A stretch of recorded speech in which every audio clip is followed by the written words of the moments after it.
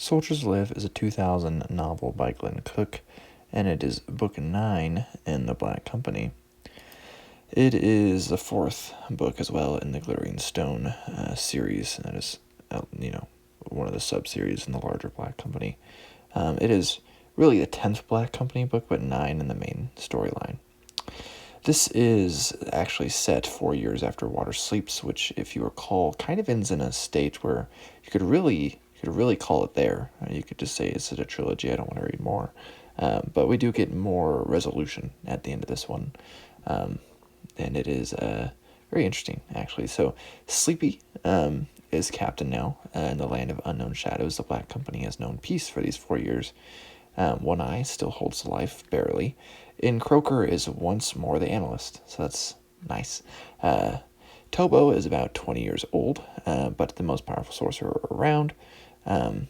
Power has not corrupted him, not yet, but he plays host to a bunch of shadows and spirits that are weird and fey-like. Tobo's story arc in this one's a little disappointing, but also just not terrible overall, I guess.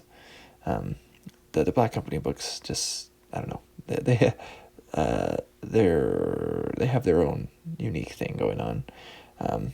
So we also have updates going on in Taglios with Mogaba, Soulcatcher, the Daughter of Night, and Narayan Singh, and maybe even a Forvalaka that should have disappeared into Kadavar. So maybe there is hopes of finally getting to Kadavar, right? Maybe that hope is still alive. I think, I don't know, it's an interesting book. So, how do I say this? Okay, so there's some good quotable parts. It is a nice ending in a sense. I do think in some ways it's a little anticlimactic, a big helping of depression with almost no catharsis throughout, to be completely honest. But also Kirker is quite the arc, even if it felt a little out of left field there at the end. Shukrat and Arcana were some big surprises too, as far as some interesting characters from a new place, essentially, and just how their society works, and just how the story arc goes with them. In fact, I think they are some of the main characters in that new upcoming Black Company book, Lies Weeping. So we shall see when I get to that how exactly that works out. But overall, I mean, it was enjoyable.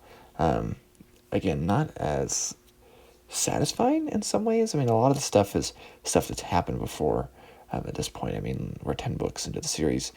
And so, while I really liked the ending, I kind of really dig that in a sense. A lot of it is just kind of building up to that. And it is disappointing just how so much just ends with a fizzle and maybe a small pop and just a lot of people dying. Kind of not in a satisfying way, which, I guess is kind of the point of the Black Company, to be completely honest. But again, it's been good.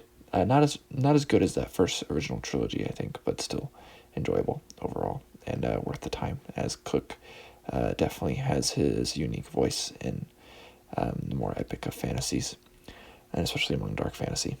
Anyways, leave from Lynn's Ice. I'll catch you next time.